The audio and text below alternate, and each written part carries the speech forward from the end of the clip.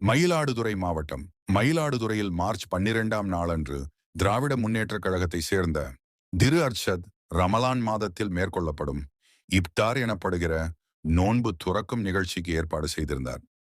இந்நிகழ்ச்சி இஸ்லாமியர்களால் பின்பற்றப்படுகிற ஒரு வழக்கமான நோன்பு திறக்கும் நிகழ்ச்சியாக அல்லாமல் அனைத்து மத குருமார்களும் கலந்து கொண்டது மிகுந்த வரவேற்பிற்குரியதாக இருந்தது.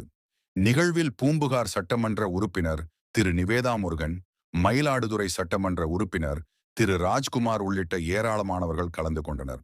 நிகழ்வு குறித்து நம்மிடம் பேசிய திரு அர்ஷத், இந்தியாவிலேயே தமிழகம்தான் மத நல்லிணக்கத்திற்கு எடுத்துக்காட்டான மாநிலமாக திகழ்ந்து வருகிறது.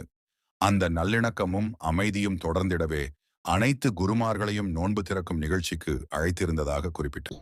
தொடர்ந்து அனைவரும் ஒற்றுமையாக இருக்கிறதுக்காக இந்த புனித ரமலான் மாதத்தில்